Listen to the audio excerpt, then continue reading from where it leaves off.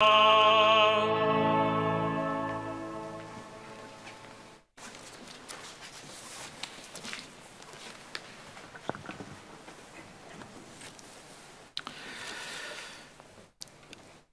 wisst, liefern, Coiffeure sind auch so. Für mich ist das kein großes Problem. Mir besonders für Damen, die gewinnt sind, sich Tor regelmäßig färben zu lassen, ist das schon mehr relevant. Du gesagt ihnen lo, wie sich die Grohoher immer mehr Raum verschaffen.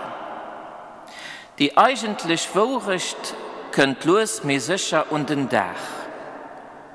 Der gefirfte Schein verblatzt. Liefern, wir sind eine Gesellschaft, die sich die Realität gern schief wirft. An, wie geht es da? Mal gut?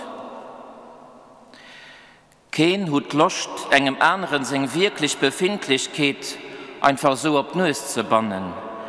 Spannungen am Stot, Sorge mit den Kanner, Stress auf der Arbeit, Prekärsituation Konto, wir markieren die Coolen.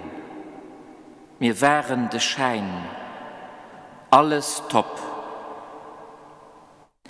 Und da bricht aus heiterem Himmel oder besser aus dem weiten China ein Virus an uns globalisiert Welt ran.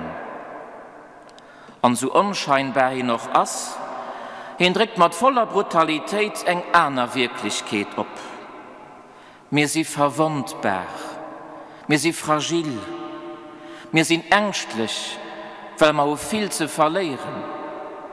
Gesundheit, Suchen, Beruf, Plaisir, Vakanzen, Examen, Zeit, ja sogar als Leben. Egal wie wir ihn nennen, Corona oder Covid-19, bei jedem Rangem deckt ihn etwas ab. Nämlich wie wir lo eins gehen, mit angesperrt sind, an Existenzängsten, mit Isolierung an Zusammenleben auf engem Raum, mit aufgespecktem Terminkalender, an ausgebremster Leistungssucht, mit dem Fehlen von einer festen Tagesstruktur, aber besonders mit dem Fehlen von physischen Kontakten mit der Familie und Freunden, und vieles mehr. Und auch als Christsein an Frieden. Was bleibt davon übrig, wenn den Halt von gemeinschaftlichen Gottesdiensten und Riten wegfällt? Wenn kirchlich Feste ausfallen, und religiöse Traditionen ob einmal zwischen Klammern stehen? Was bleibt noch, wenn ich selber mein Gebet muss organisieren und gestalten? Mehr? So wie die Grohoher und die Gefirften nicht müssen alle sein, mehr einfach natürlich, und vielleicht sogar schön. So können doch lo manches und Tageslicht, was einfach schön ist, und was wir vierdrun vielleicht nicht so richtig vermutet hätten. Generosität, Familiensinn, gelebte Solidarität, Rücksicht holen, Zeit für zu schwätzen, Zeit für zu spielen, Zeit für zu lehren, zu raumen, zu kochen, sich zu bewegen. Jo, auch mehr Zeit für zu beten, für Not zu denken, mehr Zeit für den Herrgott. Alors que le monde tremble face aux ravages du Covid-19, l'Évangile nous raconte un grand tremblement de terre qui, curieusement, ne semble pas causer de dégâts. Il se produit au moment où les femmes viennent regarder le sépulcre de Jésus. Le regard est donc fixé sur une tombe. Le champ de vision des femmes est étroit. Il focalise le passé, la mort, la fin.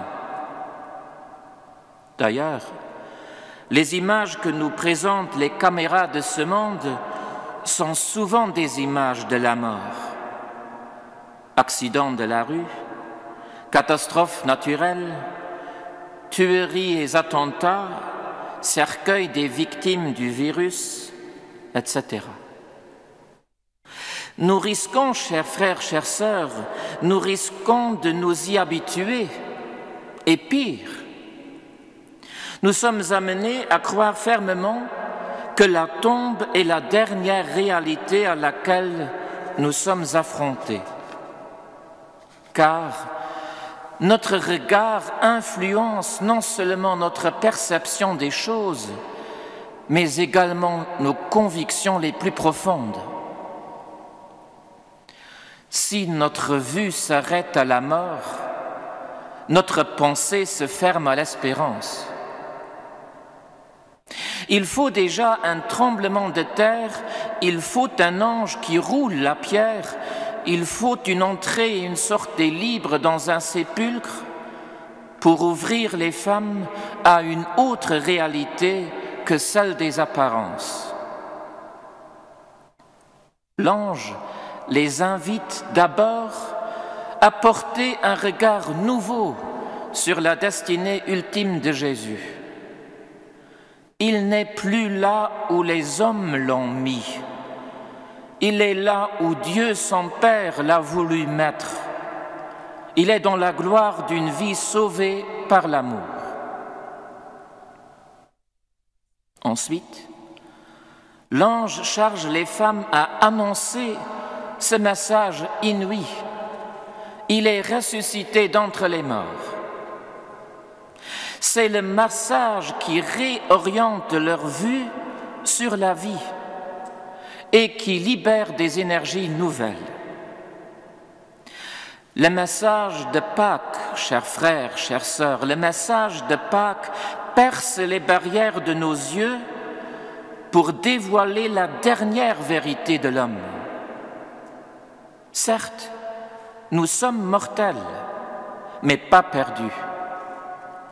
Nous sommes appelés à un accomplissement en Dieu et non à une corruption en terre. Nous ne naissons pas pour mourir, mais nous mourons pour vivre.